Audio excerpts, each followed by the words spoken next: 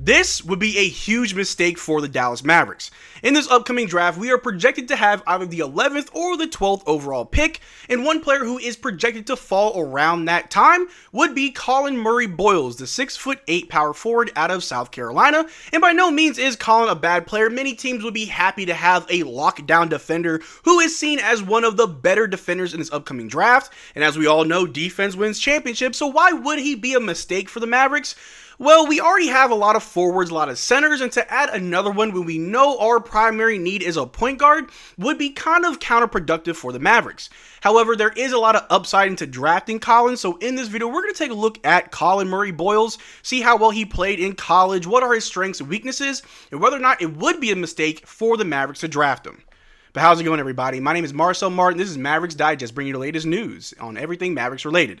And before we start with today's video, we're currently sitting at 20,373 subscribers. It may be the off season, but it's not my off season. And while we are waiting for the NBA draft lottery to finally find out if we get the #1 overall pick, I'm gonna be dropping analytic videos on the projected lottery pick players to see who we could get depending on where we land and whether or not they're a good fit. If you don't want to miss out a single video that I drop, make sure you subscribe.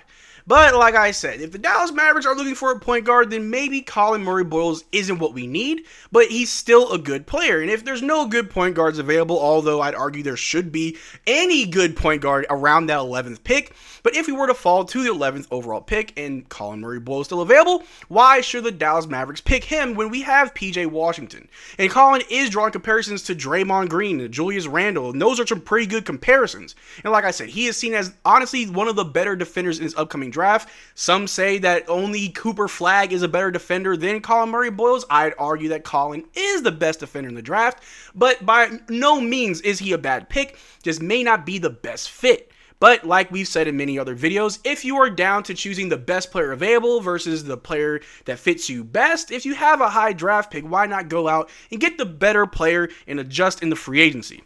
If we take a look right here, like I said, the Dallas Mavericks, we were projected to have the 11th pick.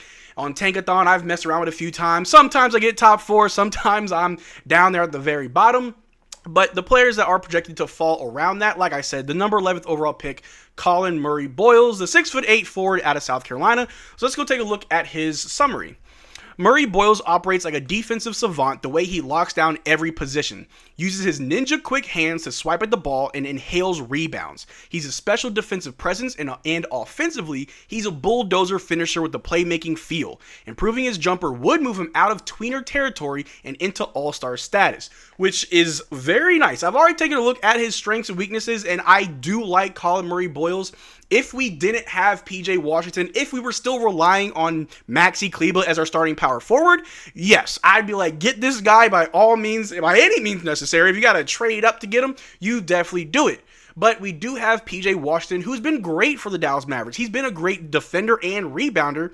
Everything that Collin Murray Boyles has, we have that already in PJ. And as it stands right now, there is no inkling that the Mavericks want to move on from PJ. But let's say there's a point guard that we really do want to trade for and they're asking for PJ and we're in a position to get Collin Murray, then I guess you could argue that yes, this would be one of the reasons why you would draft Collin, because you could trade PJ for another point guard. Not saying I want to trade PJ, but with this upcoming season in kind of a question mark territory as far as how good the Mavericks will be, players may get traded. Players that you may not want to get traded may get traded. And if we do draft Collin Murray Boyles, I do expect there to be a trade on one of our big men, our power forwards, or our centers. But taking a look at some of his strengths, one of his strengths is his versatile defense. One of the best defenders to enter the draft in recent years. While he's not the most vertical athlete, few players possess his blend of intellect, strength, hustle, footwork, speed, length, and coordination. He has a thick, big-bodied frame with a long wingspan well over 7 feet that he uses to smother opponents across positions as a highly switchable defender, as well as his hand-eye coordination. With amazingly quick hands and reaction time, he seems to get a finger on the ball every time an opponent drives, running their rhythm or ruining their rhythm or forcing a turnover. He also has immaculate timing for contesting shots at the rim, with a tendency to swat layups away as if he's spiking a volleyball. Now, if we were to get Collin Murray Boyles, it wouldn't be the end of the world. I mean, we already have Derrick Lively and Daniel Gafford, two of the league's best rim defenders, and if you add another player like Collin Murray Boyles, then the defense just gets that much better. Yes, he may not be the biggest power forward. I mean, he's 6'8", so yes, he is a typical power forward build. However, his defense is even better than what you would expect. A great on-ball defender like PJ Washington, a great rim defender like Daniel Gafford or Derrick Lively. You get a 2-for-1 deal with Collin Murray Boyles. The man with 3 names. I mean, I think that it would not be a bad pick if the Mavericks were to go after him. And like I said, do you move PJ? Do you keep PJ? I mean, in his rookie year, he was averaging 16 points and 8 rebounds, 2 assists, as well as 1.3 blocks per game. That's not too bad. For a power forward that we could get that, okay, you're not the main focal point, but you're an addition to the team, that would be great. We've got Brandon Williams. We've got Dante Exum and Spencer maybe for next season. So if we don't get a guard to help out our current guard depth, why not load up in another position that you know you may need help? If we take a look at last year, PJ missed a lot of time due to injuries, specifically his ankles, as well as other players getting sick. So yes, if you want to get another power forward, because we already know that PJ is going to play the 3 and Anthony Davis playing the 4, and that whole weird situation, why not get somebody that can kind of slide in on both? Maybe play the 3, maybe play the 4, more likely the 4. But his strengths do continue. Another strength would be his high defensive IQ. On top of the highlight moments, he has a strong feel for snuffing out opponent actions with positioning, steals, and deflections. His team is better anytime he's in the game. South Carolina was a 12.1 points per 100 possessions better on defense with Murray Boyles on the floor, which CBB analytics data logs as one of the largest differentials in the nation. That right there is all you really need to hear to understand that he is honestly the best defender in this league. Like I said, in my opinion, I do believe he is the best defender in this upcoming draft. Not the league, in this upcoming draft. And yes, if you want more defense, go ahead and get him. The fact that he's a 12.1 point per 100 possessions better on defense shows a lot that he can honestly be a defensive anchor if we need AD to take some time off. Sure, throw in Collin Murray Boyles. He'll hold it down defensively. You'll be good. But another good thing about him is his rebounding. Tenacious on the boards, using his strength and a nose for the ball to grab contested rebounds, both on the offensive and defensive glass. One thing that we really did struggle last year, whenever certain players were out, were the rebounding. We got out-rebounded in many games. Obviously, without Luka Doncic, who does average around 7-8 rebounds a game, coupled with PJ having to miss time, we were getting out-rebounded every single game, which is very odd when you know you've got Daniel Gafford and Derrick Lively, so why are you getting out-rebounded? Well, some of our other bigger players aren't in the game, and those rebounds don't really come as easy as you would think, especially with positioning and the way that we play defense. Honestly, Luka was able to get a lot of rebounds the same way PJ does, that Derrick Lively and Daniel Gafford can't, but Collin Murray Boyles can easily get those boards just like PJ. Just to have another rebounder, have another defender is not a bad thing at all, although positionally it may not be what we need. And although I am very high on Collin Murray Boyles, he does have some deficits to his game. If we take a look at some of his weaknesses, this is still more strengths. To continue the strengths of Collin is his post playmaking hub. Displays the field to make good decisions and accurate passes from all areas and angles on the floor, whether from down low, at the elbow, or in the middle of the floor against zone.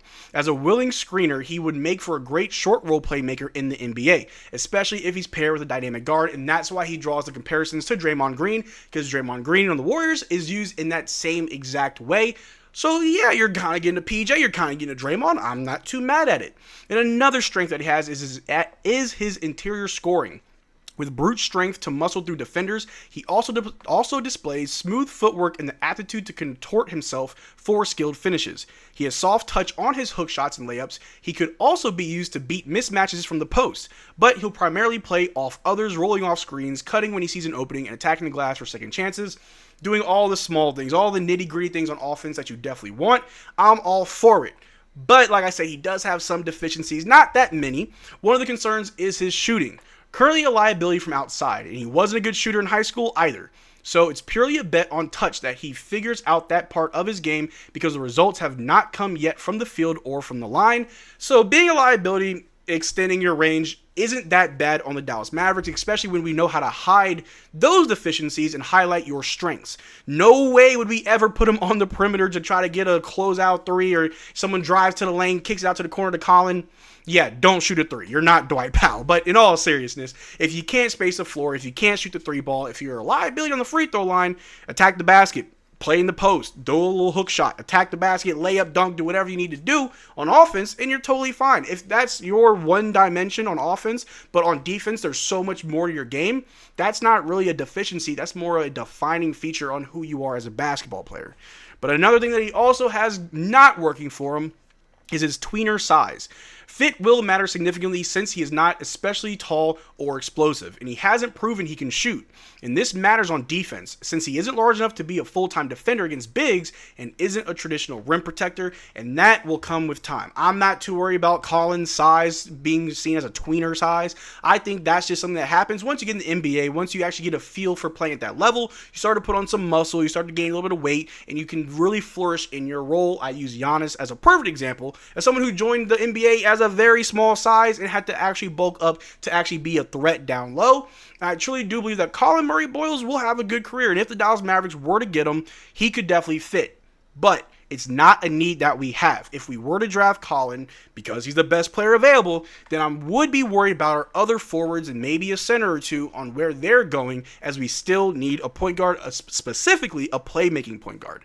But let me know in the comment section down below, do you think Collin Murray Boyles would be a great pick, or do you think there's someone else out there that you'd rather see the Mavericks go after? Let me know in the comment section down below. We'd have a conversation about it. But that's all I got for you guys today. Thank you for making this far to the video. Make sure to check out our Twitter and Discord. Links in the description below. Consider becoming a channel member. We are doing a giveaway every single month on this channel. Only way to enter our giveaways is to become a channel member of any tier. But till next time, y'all take care, drink water. Peace.